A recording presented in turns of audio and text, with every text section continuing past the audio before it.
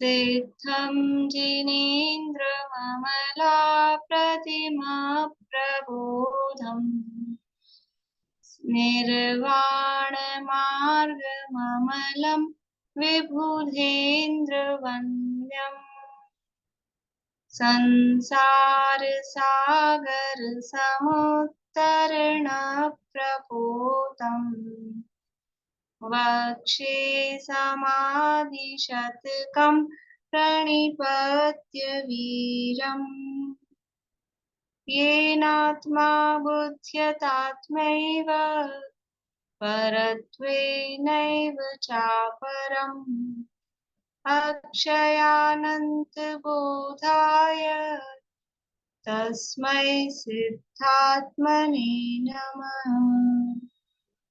सकल विभाव अभाव कर किया आत्म कल्याण परमानंद सुबोधमय नमो सिद्ध भगवान। आत्म सिद्धि के मार्ग का जिसमें सुभग विधान उस समाधियुत तंत्र का करूं सुगम व्याख्यान।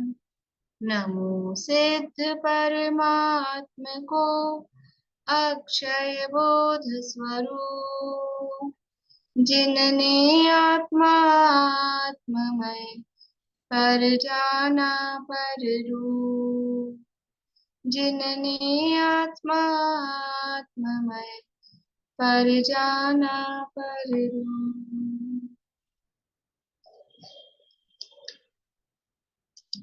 समाधि तंत्र नामक ये ग्रंथ है आचार्य पूज्यपाद स्वामी द्वारा रचित। इसके अंतर्गत आत्मा की 3 अवस्थाओं का वर्णन किया जा रहा है और ये तीनों प्रकार की अवस्थाएं प्रत्येक आत्मा में पाई जाती है। इसीलिए उनको आत्मा के भेद तो कहते हैं, लेकिन वास्तव में आत्मा की अवस्थाएं हैं।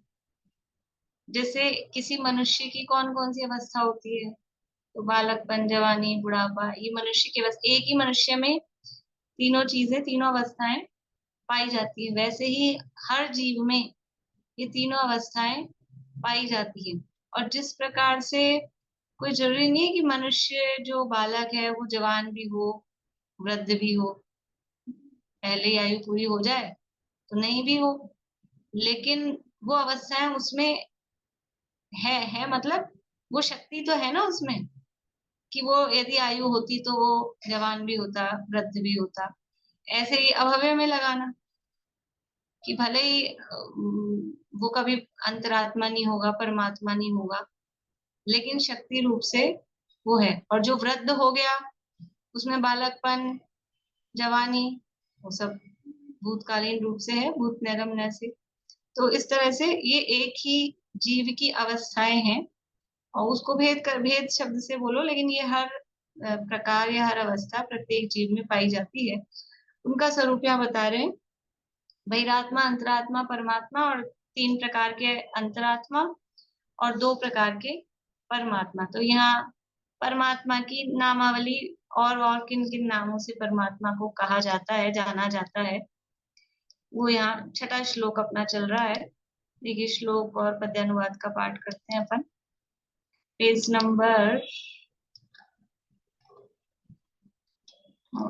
नंबर 21, श्लोक नंबर 6। निर्मलः केवलः शुद्धो विरिक्तः प्रभुरव्ययः परमेष्ठी परात्मेति परमात्मेश्वरो जिनः। शुद्ध स्पर्श मल बिन प्रभु अव्यय अज परमात्म ईश्वर निज उत्कृष्ट वह परमेष्ठी परमात्म। अर्थ, निर्मल अर्थात मल रहित, केवल अर्थात शरीर आदि पर द्रव्यों के संबंध से रहित, शुद्ध अर्थात राग आदि से अत्यंत भिन्न हो गए होने से परम विशुद्धि वाले, विविक्त, शरीर और कर्मादि के स्पर्श से रहित। इसमें कल अपन ने चर्चा की थी, शरीर और कर्मादि के स्पर्श से रहित मतलब वो अबद्ध स्पृष्ट, कर्मों से और शरीर से ना बंधा है, ना उन्होंने छुआ है, वो ऐसा स्पर्श से रहित। प्रभु इंद्रादि के स्वामी, अव्यय अर्थात अपने अनंत चतुष्टय रूप स्वभाव से कभी च्युत नहीं होने वाले। परमेष्ठी, इंद्रादिक से वंद्य परम पद में स्थित। परात्मा, संसारी जीवों से उत्कृष्ट आत्मा। ईश्वर, अन्य जीवों में असंभव ऐसी विभूति के धारक अर्थात अंतरंग अनंत चतुष्टय और बाह्य समवषण आदि विभूतियों से युक्त, जिन ज्ञानावरणादि संपूर्ण कर्म शत्रुओं को जीतने वाले, ये परमात्मा के नाम हैं। ये सब परमात्मा के ही नाम हैं। देखो जो यहाँ कहा ना कि शरीर और कर्मादि के स्पर्श से रहित, आत्मा, कर्मों ने आत्मा को छुआ भी नहीं, स्पर्श भी नहीं किया, शरीर ने भी नहीं छुआ। क्यों नहीं छुआ? क्यों नहीं छुआ? कर्मों ने आत्मा को क्यों नहीं छुआ? क्योंकि आत्मा में स्पर्श नाम का गुण ही नहीं है। बहुत बढ़िया, बहुत अच्छा। मुझे लगा नहीं था पहली बार में सही जवाब आ जाएगा। बहुत अच्छा। आत्मा में स्पर्श नाम का गुण ही नहीं है, तो वो कैसे छू सकता है? स्पर्श नाम का, छूने का काम तो उसमें हो ना जिसमें स्पर्श नाम का गुण हो। स्पर्श नाम का गुण तो पुद्गल में है, इसलिए वो आत्मा को छू ही नहीं सकते हैं। और दूसरी बात कि एक द्रव्य दूसरे द्रव्य को कभी नहीं छूता। एक द्रव्य दूसरे द्रव्य को कभी छूता ही नहीं है। ये छुआ तो है, एक परमाणु भी दूसरे परमाणु को नहीं छूता। एक स्कंद में रहे हुए अनंत परमाणु, ये एक शरीर रूप स्कंद है ना, अनंत परमाणु है, एक परमाणु दूसरे परमाणु को स्पर्श भी नहीं करता। समझ आया कि तीसरी गाथा में भी ये बात कि प्रत्येक द्रव्य अपने में रहने वाले अनंत गुण धर्मों का तो चुम्बन करते हैं, मतलब उनको तो स्पर्श करते हैं, लेकिन दूसरे द्रव्य को कोई द्रव्य स्पर्श करे ऐसा तीन काल में संभव नहीं है। मतलब क्या कि वो स्पर्श करे, मतलब कि वो उस रूप हो जाए, उसमें मिल जाए, एक द्रव्य दूसरे द्रव्य में मिल जाए, ऐसा कभी होता नहीं है। तो ये कर्मादि के स्पर्श से रहती, कल अपन ने चर्चा की थी। अभी टीका और भावार्थ में कुछ विशेष बात नहीं है, अपन रीडिंग करके फिर अगला श्लोक प्रारंभ कर देते हैं। कल अपन ने काफी चर्चा ऐसे कर ली थी बाकी सारे विशेषणों की। अब ये जो विशेषण दिए ना, अब ये क्या है अपन ने तो पढ़ लिए, लेकिन इन विशेषणों से करना क्या है कि एक ये जैसे ये श्लोक याद कर लिया अपन ने, वो उसमें याद है परमेश्वरी परम ज्योति विरागो विमलित, ये बैठ के ध्यान करना भगवान का। और फिर ये जो विशेषण भगवान में लागू पड़ते हैं, वही की वही मुझ में लागू पड़ते हैं, क्योंकि जैसे भगवान है वैसा ही मैं हूँ। अपना स्वरूप कैसा है? भगवान अपना स्वरूप दिखाने के लिए दर्पण के समान कहो, प्रतिबिंब के समान कहो, सैंपल के समान कहो, प्रतिच्छंद के स्थान पर है, वही है ना परमात्मा। सिद्ध भगवान हो चाहे अनंत भगवान हो, तो जो जो विशेषण यहाँ परमात्मा के दिए गए हैं वो ही सारे विशेषण मेरे भी हैं। तो अब बैठ जाओ, एक निर्मल निर्मल का विचार करो कि किस प्रकार से भगवान निर्मल है, और जैसे भगवान निर्मल है वैसा मैं। इतनी सी एक लाइन नहीं, अब उस निर्मलता पे कि क्या क्या मलिनता हो सकती है, मलिनता का विचार करें। फिर भगवान में ये नहीं है, पहले भगवान का मन में उसको डिस्क्राइब करें। मतलब अपन सोचे ना कि 10 मिनट तक बैठ के क्या कर सकते हैं अपन, तो 10 मिनट आराम से इस पे अपन, ज्यादा नहीं कह रही मैं, 1 घंटा भी किया जा सकता है जिनकी अभ्यास अधिक हो, लेकिन हम 1 घंटा भी नहीं तो कम से कम एक विशेषण पे 10 मिनट, 10 मिनट नहीं होता तो 5 मिनट बैठ के करें। तो हम अभी तो एक लाइन बोलेंगे और 5 सेकंड में पूरी हो जाएगी। तो ये जो विशेषण दिए ना, केवल कहा, शुद्ध कहा, विविक्त, विविक्त का काफी अपन उसका विचार कर सकते हैं। तो एक एक विशेषण पे भगवान के स्वरूप का ध्यान करें, और फिर भगवान जैसा ही ऐसा ही मेरा आत्मा का स्वरूप है, मेरा भी स्वरूप ऐसा ही है। तो इस तरह से क्योंकि ये दोनों ग्रंथ है ना, स्टोपदेश और समाधि ग्रंथ, ये ध्यान के ग्रंथ कहे जाते हैं। ध्यान के मतलब इनका जो विषय वस्तु है वो आत्म ध्यान के लिए उपयोगी, आत्म ध्यान करने योग्य। तो कैसे है ये श्लोक इसी काम के हैं, ध्यान करने के लिए। देखिए टीका पढ़ते हैं अपन। निर्मल अर्थात कर्म मल रहित। टीका पे अगले पेज पे है 22 नंबर पे। केवल अर्थात शरीर आदि के संबंध से रहित। शुद्ध अर्थात द्रव्य कर्म भाव कर्म के अभाव के कारण से परम विशुद्धि युक्त। विविक्त अर्थात शरीर कर्मादि से नहीं स्पर्शित। प्रभु अर्थात इंद्रादि के स्वामी। अव्यय अर्थात प्राप्त अनंत चतुष्टयमय स्वरूप से च्युत नहीं होने वाले। अपने स्वरूप से कभी च्युत नहीं होता कोई भी द्रव्य। और ये जो विशेषण दिए ना कुछ, तो ये कुछ विशेषण तो अकेले परमात्मा पे नहीं, सब द्रव्यों पे घटित हो जाएं, ऐसे विशेषण है कि प्रत्येक द्रव्य अव्यय है। कभी अपने स्वरूप से कोई द्रव्य च्युत नहीं होता। सभी द्रव्य प्रभु हैं, क्योंकि सब यहाँ तो प्रभु का अर्थ इंद्रादि के स्वामी परमात्मा के लिए किया है, लेकिन प्रभु मतलब सब अपने अपने में प्रभुतावान है ना, किसी की भी प्रभुता कम नहीं है हर द्रव्य। तो ये विशेषण कुछ विशेषण में से सामान्य रूप से सब द्रव्यों में भी लागू पड़ सकते हैं। प्रभु अर्थात इंद्रादि के स्वामी। अव्यय अर्थात प्राप्त अनंत चतुष्टय में स्वरूप से च्युत यानी भ्रष्ट नहीं होने वाले। परमेष्ठी अर्थात परम अर्थात इंद्रादि से वंद्य, ऐसा बड़ा पद। परम पद मतलब इंद्रादि, इंद्र जो इतने बड़े बड़े पूरे 3 लोक के जो रागियों में श्रेष्ठ हैं, ऐसे इंद्र उससे भी जो वंदनीय यानी वो भी जिनको वंदन करते हैं, ऐसा बड़ा पद वो परमेष्ठी। परम अर्थात ऐसा बड़ा पद, और उसमें जो रहते हैं उस स्थानशील वो परमेष्ठी। परम पद में जो स्थित है उस पद में जो रहते हैं। परात्मा अर्थात संसारी जीवों से उत्कृष्ट आत्मा।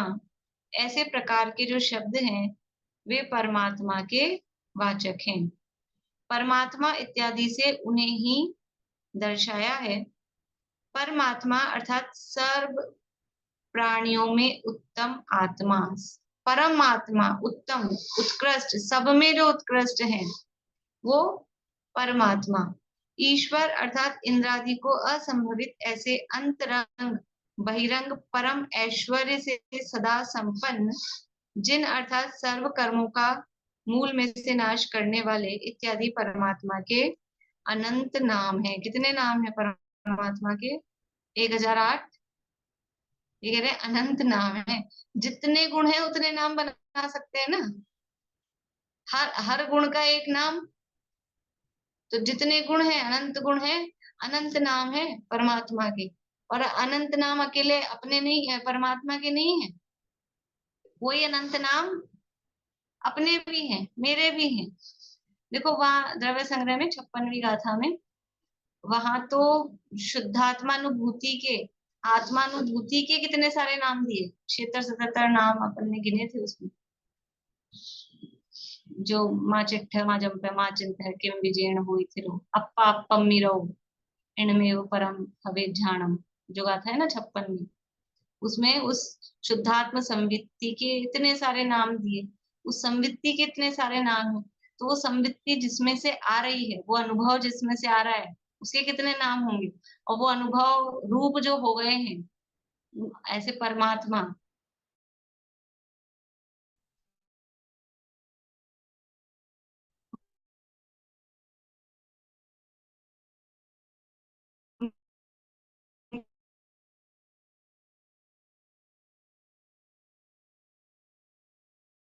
कितने नाम होंगे। नाम तो खूब हो सकते हैं। केवल शुद्ध विविक्त प्रभु अव्यय परमेष्ठी परात्मा ईश्वर जिन इत्यादि नाम परमात्मा के वाचक हैं, ये नाम परमात्मा के स्वरूप को बतलाते हैं। उस स्वरूप को पहचान कर अपने आत्मा को भी वैसे स्वरूप से चिंतन करना, यह परमात्मा होने का उपाय है। बता दिया यही उपाय। अभी अपन ने चर्चा की कि ये जो परमात्मा के जो नाम बताए हैं, उन नामों से परमात्मा के स्वरूप का चिंतन करना। ये नाम क्या है?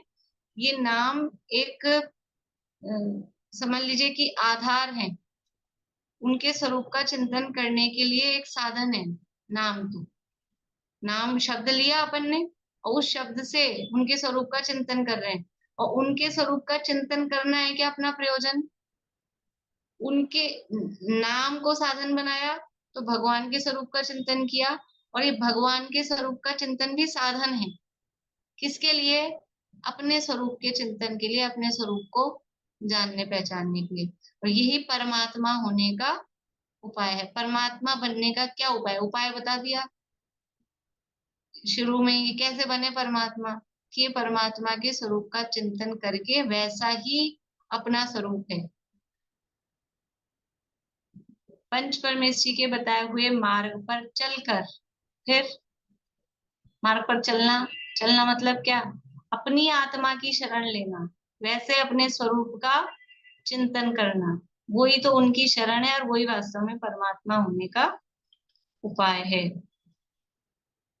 जीव को आत्मा में शक्ति रूप से स्थित गुणों का भान हो, इसलिए भिन्न भिन्न नामों से परमात्मा की पहचान कराई गई है। ये अलग अलग नाम क्यों दिए हैं? कि आत्मा में इतने सारे गुण हैं, तो थोड़े कुछ गुणों का भान हो, कुछ उनका ख्याल में आए कि इतने गुण हैं। ऐसा नहीं है एक दो ही गुण है। तो अपने अनेक, अपने नहीं होता है, अपने घर में एक छोटा बच्चा होता है ना, तो नाम तो उसका एक रख देते हैं अपन, जो भी नाम रख दिया। क्या नाम रख दिया? दर्श, क्या नाम है आपका उसका? दर्शी। क्या नाम है आपकी पोती का? का दिशिका। दिशिता। अब नाम तो रख दिया, लेकिन क्या दिशिता से ही बोलते हैं कि एक ही नाम से? कभी उसको बोलेंगे गुड्डा, कभी बोलेंगे गुड़िया, कभी बोलेंगे मुन, जो भी सब अपने अपना बोलते हैं। देखो अब कोई मुन्ना बोलेगा, कोई मुन्नू बोलेगा, कोई चुन्नू बोलेगा। और इतना ही नहीं, जितने वो खास रिश्तेदार होते हैं ना, बुआ कुछ अलग ही नाम से बोलेगी, चाचा कुछ अलग ही नाम से बोलेंगे, मम्मी कुछ अलग ही नाम से बोलेगी। सब अपने अपने। क्यों इतने इतने नामों से क्यों बोलते हैं? कि वो अपना मतलब उससे उसका हमारा अपना प्रेम प्रदर्शित करते हैं। वहां तो वो बात है। यहाँ परमात्मा में उतने गुण हैं, तो उतने गुणों से कभी हम इस गुण से बोल रहे हैं, कभी हम उस गुण से बोल रहे हैं, कभी हम उस गुण से बोल रहे हैं। तो ऐसे करके परमात्मा के स्वरूप का ख्याल आता है। अभी तो चलो छोटी बच्ची है, अभी कोई बड़ा हो जाए, किसी पद पे हो जाए, तो वो कभी उसके पद के नाम से बोलेंगे, कभी उसके नाम से बोलेंगे, कभी और उपाधियां अगर कुछ हों दो चार, तो अलग अलग उपाधियों से बोलेंगे। तो वो उससे उनका गुणों का स्मरण किया जाता है। तो आत्मा में जीव को आत्मा में शक्ति रूप से स्थित गुणों का भान हो, इसलिए भिन्न भिन्न नामों से परमात्मा की पहचान कराई गई है। आत्मा चैतन्य आदि अनंत गुणों का पिंड है। ये गुण भगवान को पूर्ण रूप से विकसित हो गए हैं। इस कारण इन गुणों की अपेक्षा से वे अनेक नामों से पहचाने जाते हैं। तो गुण तो अपने में भी हैं सारे, लेकिन अभी पूर्ण विकसित नहीं हुए। उनके पूरे विकसित हो गए तो दिखते हैं, इसलिए वो अलग अलग नाम से वो भगवान पहचाने जाते हैं। परमात्मा को गुण अपेक्षा से जितने नाम लागू पड़ते हैं, वे सब नाम इस आत्मा को भी स्वभाव अपेक्षा से लागू पड़ते हैं।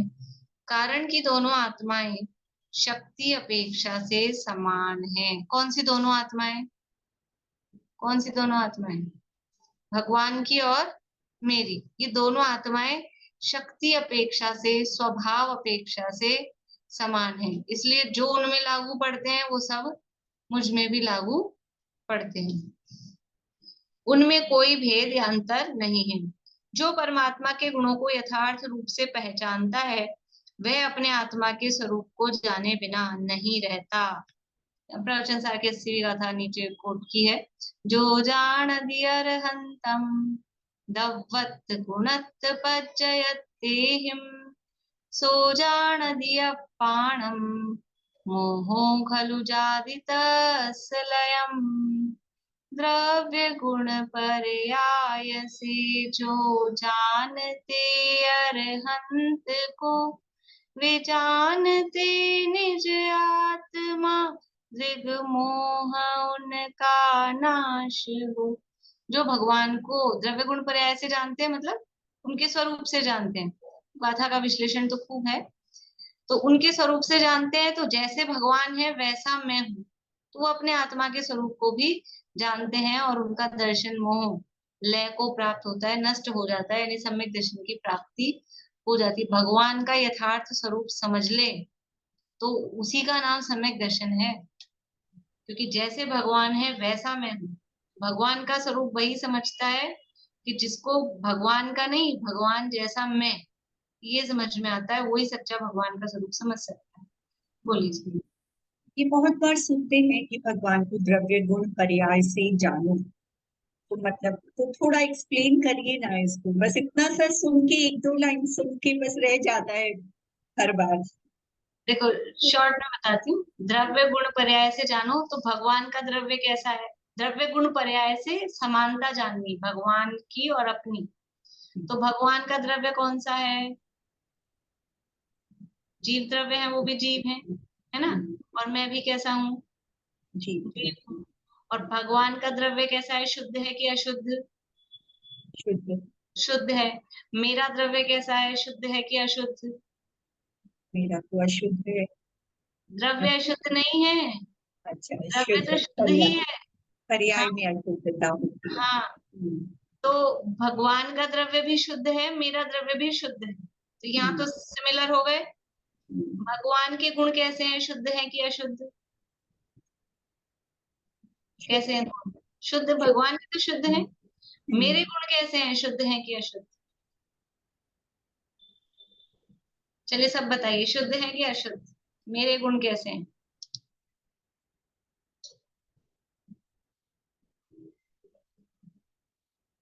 जो जवाब दे रहे हैं वो तो सही दे रहे हैं, बाकी लोग सोच रहे हैं जवाब नहीं दे रहे। बढ़िया, सबका आ गया। मेरे गुण भी शुद्ध हैं, गुणों में अशुद्धता नहीं आती है, द्रव्य में अशुद्धता नहीं आती है, गुणों में अशुद्धता नहीं आती है। क्यों? क्योंकि वो तो मूल वस्तु है ना, मूल वस्तु में अशुद्धता नहीं आती है। अशुद्धता कहाँ आती है? अशुद्धता आती है पर्याय में। पर्याय में तो भगवान का द्रव्य शुद्ध, मेरा भी द्रव्य शुद्ध, समानता हो गई। भगवान के गुण शुद्ध, मेरे भी गुण शुद्ध, समानता हो गई। अब भगवान की पर्याय कैसी है? शुद्ध है कि अशुद्ध?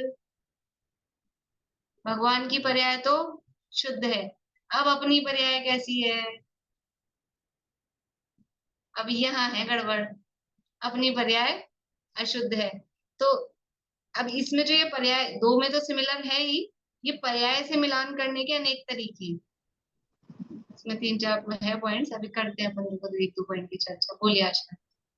लेकिन मैंने ऐसे भी पढ़ा कि फिर वहां पर वो जैसे पर्याय क्रोधी या कोई भी चीज अशुद्ध हुई तो वो फिर पूरी आत्मा द्रव्य अशुद्ध, आत्मा ही अशुद्ध, उसको क्रोधी आत्मा हाँ, और मानी वो आत्मा। पर्याय द्रव्य से अलग। हाँ, अभेद कथन, ये कथन की अपेक्षाएं अलग। एक भेद कथन होता है, एक अभेद कथन होता है, ठीक है? तो पर्याय अशुद्ध हुई तो पर्याय किसमें है? पर्याय किसकी है? पर्याय किसकी है? कहाँ से आई पर्याय? द्रव्य द्रव्य में से की है ना, द्रव्य की गुण की तो है पर्याय। तो जब पर्याय अशुद्ध है तो फिर उस द्रव्य और पर्याय को या गुण और पर्याय को अभेद करके कहेंगे वो द्रव्य ही अशुद्ध है। अभी हमारा जैसे श्रद्धा गुण भी है ना, वो विपरीत है। हम्म तो फिर आप जैसे क्या, आप उसमें क्या कहेंगे? द्रव्य मतलब द्रव्य जैसे थोड़ा अशुद्ध विपरीत देखो, निजात तो है। जहाँ, अब सुनिए आप, जहाँ विपरीतता कह रहे हैं ना, मतलब जहाँ कह रहे हैं द्रव्य शुद्ध है, गुण शुद्ध है, तो वहां उनका मूल स्वभाव कह रहे हैं। जैसे कि अ, जो नदी होती है या कोई समुद्र है समझ लो, तो उसमें गंदगी कहाँ होती है? नदी, नदी तो थोड़ी उथली होती है। समुद्र की बात ले लो, समुद्र में गंदगी कहाँ दिखती है? कि किनारे किनारे पे, ऊपर ऊपर लहरों में। समुद्र के अंदर जाके देखो, थोड़ा सा नीचे, तो समुद्र कैसा है? बिल्कुल साफ सुथरा। ऐसे ही जो चंचलता दिखती है, खूब लहरें आ रही है जा रही है, ये कहाँ होती है समुद्र में? ये भी ऊपर ऊपर ही होती है। अंदर जाओ थोड़ा तो कोई लहर वहर कुछ नहीं, एकदम शांत समुद्र है। तो वो कहेंगे समुद्र कैसा है? वो है समुद्र का द्रव्य। वो जो अंदर वाला है ना, उसको कहेंगे द्रव्य। इसलिए तो लहर अलग शब्द बोल रहे हैं, समुद्र अलग कह रहे हैं। तो जो जो वस्तुएं हैं, जो भी वस्तु है, मैं जीव द्रव्य हूँ, वस्तु हूँ, तो मेरा जो मूल द्रव्य है ना अंदर, वो तो साफ बिल्कुल और निस्तरंग ऐसा है। लेकिन ये गंदगी कहाँ है? अब क्या कहेंगे, गंदा समुद्र हो रहा है कि अकेली लहर गंदी हो रही है? अब ये कथन की अपेक्षा है। भेद विवक्षा में कहेंगे तो लहर में या किनारे में मलिनता है, समुद्र तो साफ है। और अभेद विवक्षा में कहेंगे तो ये समुद्र तो गंदा हो रहा है, ऐसा कहेंगे। तो ये विवक्षा का अंतर है, क्योंकि पर्याय द्रव्य से अलग नहीं होती, द्रव्य की ही पर्याय है। पर्याय कहीं अलग से मिलेगी, द्रव्य अलग रखा हो वो तो शुद्ध है, और ये पर्याय पर्याय अलग टंगी अशुद्ध मिले कहीं, ऐसा नहीं है। उस द्रव्य की ही पर्याय है, तो वो द्रव्य ही, देखो सोना, सोने का आभूषण बना, सोने के कड़ा बनाया अपन ने, तो ये सोने का कड़ा बनाया, तो इसमें प्योर गोल्ड का बनता है क्या? प्योर गोल्ड का तो नहीं बनता है, तो इसमें चांदी मिली, तांबा मिला, वो सब मिला। अब ये जो चूड़ी मिलके बनी है, तो अब ये सोना शुद्ध रहा कि अशुद्ध रहा, क्या कहेंगे आप? सोना शुद्ध है कि अशुद्ध? दोनों तरह के जवाब आ रहे हैं, कि कोई एक उंगली दिखा रहा है, कोई दो उंगली। तो कोई द्रव्य दृष्टि वाले हैं, कोई पर्याय दृष्टि वाले हैं। बस यही है, यही अंतर है। सोने को शुद्ध भी देखा जा सकता है कि मूल में जो सोना, जितना सोना था उतना तो शुद्ध ही है, लेकिन ओवरऑल जब उसको देखी जा रही है उसकी अवस्था, तो अवस्था में तो अभी चांदी और वो सब मिला हुआ दिख रहा है, तो वो अशुद्ध हो गया। तो फिर ऐसा। अभी हमारी वर्तमान अवस्था अशुद्ध है, और हम उसको भगवान के साथ शुद्धता से मेल करें, हम्म। तो वो स्वभाव की दृष्टि से मेल करें, ध्यान के विषय में आप द्रव्य दृष्टि में जो है, तो अभी तो हमारी तो अशुद्धता है ना हमारे पास तो। अभी अभी अपनी भी पर्याय को शुद्ध बता रहे हैं, इसलिए मैंने कहा वो पर्याय में जो गड़बड़ है ना उसको दो तीन तरह से देखना है। अभी अपनी भी पर्याय को शुद्ध दिखाएंगे, अभी देखिए, अब सुनिए आप। देखो, तो द्रव्य गुण में तो कहीं कोई प्रॉब्लम है नहीं, द्रव्य गुण तो शुद्ध ही रहते हैं, वो अशुद्ध होते ही नहीं है एक्चुअल में। अशुद्धता केवल एक समय की पर्याय में आती है। अशुद्धता, क्योंकि जो गुणों का, मतलब गुणों का जो परिणमन हो रहा है ना, तो गुण तो शुद्ध रूप ही परिणमित हो, लेकिन क्योंकि वो पर्याय पर लक्ष्य कर रही है, क्योंकि वो लक्ष्य पर है, तो इसलिए वो जो पर्याय निकल रही है वो अशुद्ध निकल रही है, अभी अशुद्ध उत्पन्न हो रही है। तो वो पर्याय कितनी देर की है, कितने समय की है, पर्याय का टाइम कितना है? एक समय की है ना, पर्याय एक समय की है, तो वो एक समय की पर्याय में दिक्कत है। तो अभी अपन अनंत भगवान से मिलान कर रहे हैं, उनका द्रव्य शुद्ध, मेरा द्रव्य शुद्ध, उनके गुण शुद्ध, मेरे गुण शुद्ध, और उनकी पर्याय शुद्ध और मेरी पर्याय अशुद्ध, एक तो ये मिलान हुआ। तो अब क्या करें ये मिलान करके? अपन ने अपनी पर्याय शुद्ध देख ली, तो अब रोए? अशुद्ध देख के क्या करना? अरे अशुद्धि देख के कांच देखा अपन ने, दर्पण, दर्पण देख के दिखा कि यहाँ ये मलिनता है, तो फिर क्या करते हैं? ये साफ करो यहाँ पर। तो ऐसे ही अनंत भगवान दर्पण है, सिद्ध भगवान दर्पण है, तो द्रव्य गुण बाकी हमारा पूरे तो सब जगह शुद्ध है, ये यहाँ थोड़ी सी गंदगी लगी है, तो यहाँ साफ करना है, तो द्रव्य गुण तो साफ है, शुद्ध है। गंदगी प्रॉब्लम कहाँ है? कि वो पर्याय में है, तो अपनी पर्याय की मलिनता को ठीक करो, तो वो पुरुषार्थ की प्रेरणा मिलती है। और फिर वो शुद्ध कैसे होगा? कि जैसे भगवान बैठे हैं तब तो उनकी पर्याय शुद्ध हुई है, वो क्या कर रहे हैं? भगवान कर क्या रहे हैं? अंतर्मुख हैं, अपनी आत्मा को जान रहे, पहचान रहे, देख रहे हैं, उसमें लीन है। तो हम भी वही करें तो हमारी भी पर्याय शुद्ध हो जाएगी। तो ये भगवान से मिलान करने का ये फल है। वो सम्यक दृष्टि होता है, कहा ना, द्रव्य गुण पर्याय से जो जानते अरहंत को, ये जानते निज आत्मा, और द्रग मोह उनका नाश हो, उनका दर्शन मोह नष्ट हो जाता है। ठीक है। अभी दूसरी तरह से देखें कि उन द्रव्य गुण शुद्ध, उनके भी मेरे भी, उनकी पर्याय शुद्ध है, और मेरी पर्याय का जो स्वभाव है, मेरी पर्याय का स्वभाव भी शुद्धता ही है। ये जो मलिनता आई है ना, ये मलिनता भी मेरी पर्याय का भी स्वभाव नहीं, तभी तो शुद्ध हो जाती है। अगर पर्याय में ये शुद्ध होने का स्वभाव नहीं हो, तो अशुद्धि रहे हमेशा। अशुद्धता परद्रव्य के संयोग से आती है। परद्रव्य में मतलब परद्रव्य, उसके भाव, उसके निमित्त से होने वाले विकारी भाव, वो अशुद्धता है, उसके संयोग से आती है। तो परद्रव्य का संयोग छोड़ा तो अपनी पर्याय का भी स्वभाव कैसा है।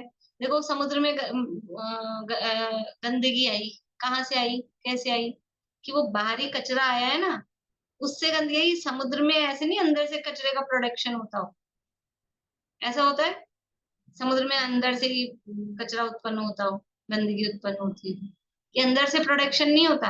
यानी कि समुद्र का भी स्वभाव तो निर्मल पर्याय, यानी वो निर्मल पानी उत्पन्न करने का ही है। ये तो जो गंदगी समुद्र में आई है, ये बाहर में किसी कचरे डाले हैं ना लोगों ने, उससे आई है। ऐसे ही अपनी भी पर्याय का अगर अंदर से द्रव्य के आश्रय से जो पर्याय आएगी, जो वो प्रोडक्शन होगा, वो शुद्ध होगा कि अशुद्ध होगा। द्रव्य के लक्ष्य से जो पर्याय उत्पन्न होगी वो तो शुद्ध ही होगी, इसलिए उसका नेचर तो शुद्ध ही है पर्याय का। पर अब ये पर लक्ष्य करता है, परद्रव्य का संपर्क करता है, संयोग करता है, उसको अपना मानता है, इसलिए ये पर्याय में अशुद्धता आ रही। तो ये बात समझ में आ जाएगी, ये बात समझ में आ जाएगी, कारण समझ में आ गया तो क्या हो जाएगा, समुद्र में कचरा फेंकना बेन है, फाइन लग जाएगा 10,000 रुपए का। तो ऐसे ही परद्रव्य की तरफ लक्ष्य जाना बंद करेगा। अगर अपनी पर्याय को शुद्ध करना है तो क्या करेंगे कि परद्रव्य पे लक्ष्य मत दो, अपनी आत्मा पे लक्ष्य दो, पर का संपर्क छोड़ो, पर का लक्ष्य छोड़ो, अपना लक्ष्य करो। तो अपनी पर्याय भी कैसी हो जाएगी, समुद्र भी कैसा हो जाएगा। कचरा फेंकना बंद करेंगे लोग, इतना हाई फाइन लगाएंगे, कचरा जाएगा नहीं, तो समुद्र भी साफ। ऐसे ही अपना भी पर्याय भी शुद्ध हो जाएगी। इसी तरह से और भी कई बड़े मतलब प्रवचन करते हैं अपने प्रदीप जी झांझरी, ये लोग तो 8-8, 9-9, संजीव जी के भी 8-8, 9-9 तरह से उसको पॉइंट निकालते हैं। तो पूरा उसका विश्लेषण है इस तरह से। कल्पना बहन जी के भी इस पे प्रवचन 10 लक्षण में एक बार किए थे, 10 दिन तक पूरी एक ही गाथा, तो काफी आगे पीछे का वो विस्तार लेके। पर अपने को तो अब बात समझ में आ गई ना इतनी शॉर्ट में। ये जो बार बार में आप लोग कोट करते हो प्रवचन सार का, नियम सार का, तो समय कि इनका सबका सब्जेक्ट आत्मा है या सब में अलग अलग है। नियम सार का सब्जेक्ट कुछ और है, प्रवचन सार का सब्जेक्ट कुछ और है, और क्या 5 है ना, 5 परमागम है ना, और क्या है, 2 और क्या है, एक पूरी समय सार, एक नियम सार, एक जिनवाणी का मैंने एक बताया था ना, जिनवाणी का तात्पर्य, शास्त्र तात्पर्य तो वितरागता है, आत्मा की उपलब्धि वही है। पर समय सार में मुख्य रूप से, समय सार में मुख्य रूप से वो शुद्ध आत्मा की प्राप्ति नहीं, सम्यक दर्शन की प्राप्ति हो, आत्मा की उपलब्धि हो, यानी प्योर अध्यात्म का वो समय सार है। अब आप जिस अपेक्षा से पूछो उस अपेक्षा से बता रही है ना। और प्रवचन सार है वो ज्ञान प्रधान है, समय सार है वो दृष्टि प्रधान है। दृष्टि प्रधान मतलब आत्मा का लक्ष्य जिससे हो। और प्रवचन सार है वो ज्ञान प्रधान है, उसमें ये ज्ञान प्रधान समझ में आता है, उसमें नॉलेज, हाँ, वहां पूरे वस्तु व्यवस्था बताई गई। प्रवचन सार में वस्तु व्यवस्था कहो, विश्व व्यवस्था कहो, छह दर्पणों की। मतलब सम्मत सार में श्रद्धा गुण को हाईलाइट किया है, प्रवचन सार में ज्ञान गुण को हाईलाइट किया है, हाँ ऐसा। ऐसा कैसे। और प्रवचन सार है जैसे वो वस्तु की व्यवस्था, विश्व की व्यवस्था किस तरह से, मतलब कहो प्रमाण का कथन करता है। ज्ञान प्रधान, ज्ञान मतलब वही प्रमाण, और समय सार है वो निश्चय की प्रधानता वाला कथन वर्णन है उसमें। और ये प्रमाण दोनों पक्ष बताएगा। वस्तु, समय सार वस्तु का शुद्ध रूप में ही वर्णन करेगा, शुद्ध आत्मद्रव्य का ही वर्णन करेगा। मुख्यता की बात कह रही हूँ, बाकी तो दोनों तरह के वर्णन चलते हैं। प्रवचन सार में शुद्धाशुद्ध दोनों पूरे यानी जो वस्तु व्यवस्था है उस तरह का वर्णन है। नियम सार तो कुंदुंदाचार्य खुद ही कहते हैं, मैंने अपनी भावना के लिए निज भावना, मतलब अपनी क्या बोलते हैं, विशुद्धि बढ़े, अपनी रस परिपाक हो, उसके लिए उन्होंने नियम सार लिखा है।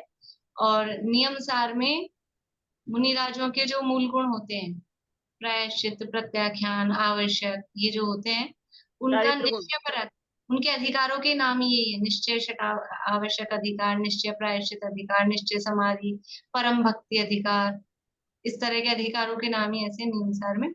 तो वहां निश्चय परक उसका वर्णन है। मतलब और वहाँ तत्वों का वर्णन चारित्र है, गुण को 5 हाईलाइट तत्वों किया है, का वर्णन उसमें भी है। हाँ वहाँ चारित्र गुण को हाईलाइट किया है एक तरह से, हाँ, ऐसा कह सकते हैं बिल्कुल। ऐसे मोटा मोटा मतलब हाँ, हिसाब से। और अष्टपाहुड़ जो है, अष्टपाहुड़ में वो अनुशासन प्रशासन का ग्रंथ है। उसमें मुनिराजों पर समझ लो कंट्रोल किया गया है। जहां जहां कहीं मुनिराजों की चर्या में जो भी गड़बड़ है, मुनि चर्या किस तरह की होनी चाहिए, तो मुख्य वो है। बाकी उसमें 8 ग्रंथ हैं, वो एक ग्रंथ नहीं है। वो 8 पाहुड़ 8 ग्रंथ हैं। तो दर्शन पाहुड़ है, फिर अपने चारित्र पाहुड़ है। तो दर्शन पाहुड़ में सम्यक दर्शन की मुख्यता से, फिर चारित्र पाहुड़ में चारित्र की मुख्यता से, भाव पाहुड़ है, मोक्ष पाहुड़ है, शील पाहुड़ है, इस तरह से सूत्र पाहुड़ है। 8 पाहुड़ है, तो वो 8 अलग अलग उसमें मुख्यता से कई वर्णन है। फिर भी मुख्य जो वर्णन है वो मुनिराजों पर मतलब जहां जहां कहीं शिथिलाचार हुआ, तो वो कुंकुंदाचार्य ने उसमें उनको समझ लो फटकार लगाई है इस तरह की। और कौन सा रह गया, पंचास्तिका है। पंचास्तिका नाम से समझ में आ रहा है, 6 द्रव्यों का 7 तत्व मोक्ष मार्ग। जो द्रव्य संग्रह का जो विषय है, 6 द्रव्य 7 तत्व और मोक्ष मार्ग, मतलब जो अधिकारों के नाम है। तो षड द्रव्य पंचास्तिका है एक, और 7 तत्व 9 पदार्थ दूसरा, और फिर मोक्ष मार्ग का अधिकार। इस तरह से वो पंचास्तिकाय में सेम द्रव्य संग्रह है, वो समझ लो पंचास्तिकाय का ही सार है। लेकिन वो छोटा था ना, इसलिए द्रव्य संग्रह फेमस हो गया, क्योंकि उसमें 58 ही गाथाएं हैं। तो द्रव्य संग्रह फेमस हो गया, और वो सारी विषय वस्तु पंचास्तिकाय की उसमें आ गई, इसलिए पंचास्तिकाय वो कम फेमस हो पाया समझ लीजिए। बाकी विषय वस्तु उसी तरह की। तो ये आपने पूछा इसलिए ये अपना चल गया। Thank you. हाँ, बोलिए सुमन जी, आपको क्लियर हुआ? हाँ, क्लियर हुआ। एक वो द्रव्य की पर्याय और गुणों की पर्याय जब हम सुनते हैं, यूज करते हैं, तो दोनों में कैसे भिन्नता समझे? पर्याय द्रव्य की जो एक ओवरऑल द्रव्य की पर्याय होती है, और हर गुण की अपनी अपनी अवस्था होती है। जैसे कि अभी हमारे जीव द्रव्य की कौन सी पर्याय जो है, तो ये मनुष्य। मनुष्य पर्याय, ये जीव द्रव्य की पर्याय है। असमान जाति भले ही, लेकिन जीव द्रव्य की पर्याय है। और अब मति ज्ञान है कि चक्षु दर्शन उपयोग चल रहा है, कि समझ लो मिथ्या दर्शन रूप श्रद्धा गुण का परिणमन, कि सम्यक दर्शन रूप श्रद्धा गुण का परिणमन। तो ये गुणों की पर्याय ये गुणों की अलग अलग चल। द्रव्य की पर्याय में यही लेंगे जब भी मनुष्य की पर्याय या देव हाँ पर्याय। हाँ, सिद्ध दशा, सिद्ध पर्याय, सिद्ध भगवान की। समझ आया। अब समय तो अपना हो गया, ये हो गया ना, इसमें कुछ बचा है क्या? ये भावार्थ तो पूरा हो गया।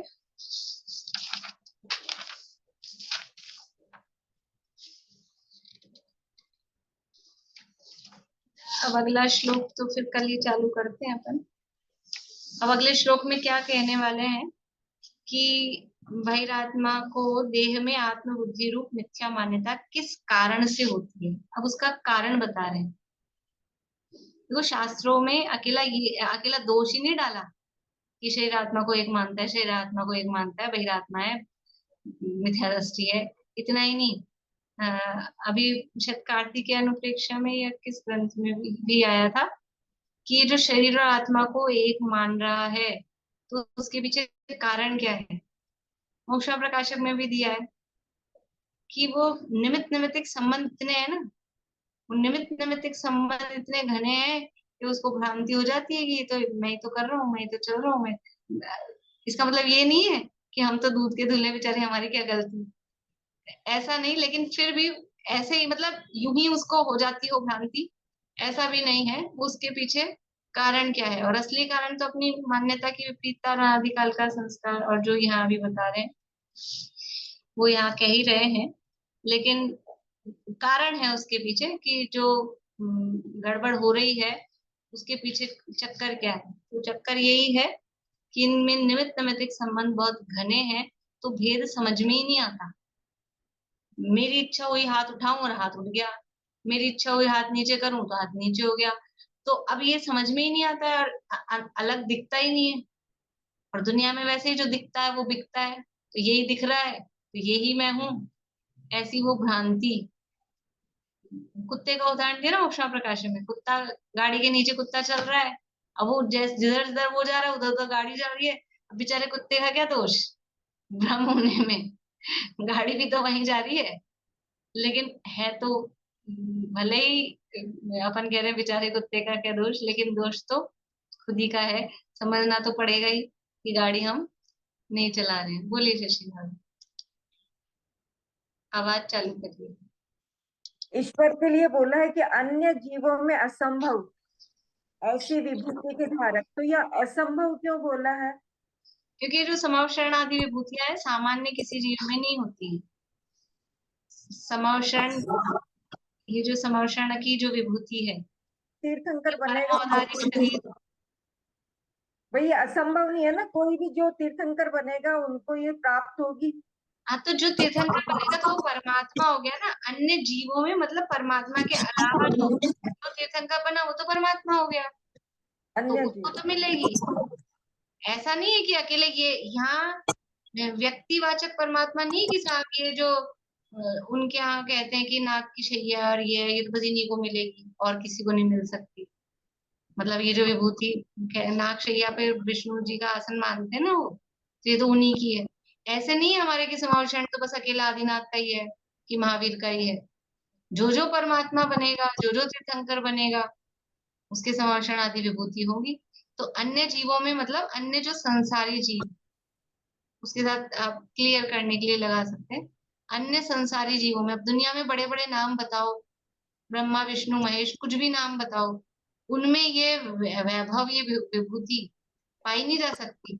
इंद्र के पास खुद के पास, तब तो वो कहते हैं कि वो समावशरण देख के, शांत छवि देख के गणधर भी हैरान। हैरान का मतलब है उसको भी आश्चर्य हो जाता है। क्या गणधर परमात्मा को तो ऐसा आश्चर्य वाली बात, यूं दोष है, लेकिन वहां दोष वाला आश्चर्य नहीं, ये तो आता ही है शास्त्रों में कि कुबेर खुद ये रचना करता है, सौदामिंद्र खुद ये रचना करवाता है, और फिर खुद ही देख के देखता है इतनी अद्भुत रचना कैसे बन गई। कभी कभी ऐसे नहीं होता, अपन खुद कोई चीज बनाओ और फिर खुद ही उसको देख देख के अरे ये गजब का बन गया, अपने को अपने पे विश्वास नहीं होता कि ऐसा अपन ने बना दिया। तो ऐसी विभूति स्वर्ग के देवों के पास जबकि बना हो ही रहे हैं, लेकिन उनके पास भी नहीं है। इसलिए कह रहे हैं अन्य जीवों को उपलब्ध नहीं है, अन्य जीवों को असंभव। इंद्र खुद चाहे कि मैं अपने लिए संरक्षण में लगा के बैठ जाऊं, नहीं, भाव भी नहीं आएगा ना बनने वाला है। वो उनके पुण्य तीर्थंकर प्रकृति रूप पुण्य के प्रभाव से वो सारी इस तरह की जो वहां रचनाएं होती हैं, वो उनका पुण्य उसमें कारण बनता है। जिसके पास ऐसा पुण्य नहीं है, कितना ही पैसा हो, धन दौलत हो, और वो चाहे अपने लिए कर ले, नहीं हो पाता, नहीं बन पाएगा। बहुत सारे इस तरह के प्रसंग यहाँ अपने को सामने भी दिख सकते हैं कि कोई व्यक्ति खूब कुछ चाहे, वो बन ही नहीं पाता है, ये प्रॉब्लम आ जाती है, वो प्रॉब्लम हो जाती है, और ऐसी वैसी जो भी समस्या है। चलिए जिनवाणी स्तुति करते हैं।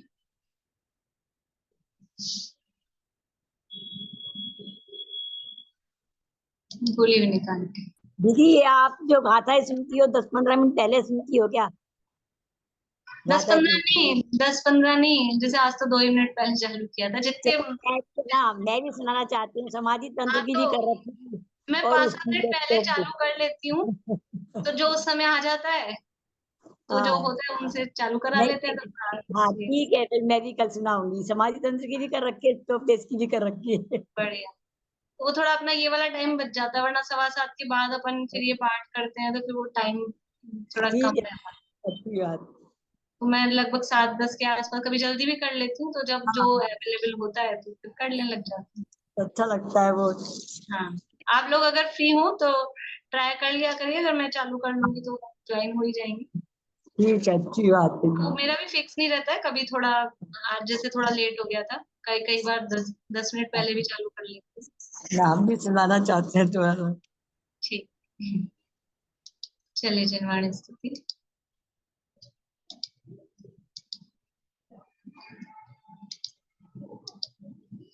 बातों में आवे न जग की कदापि, चमत्कार लख कर नहीं मोड़ होवे।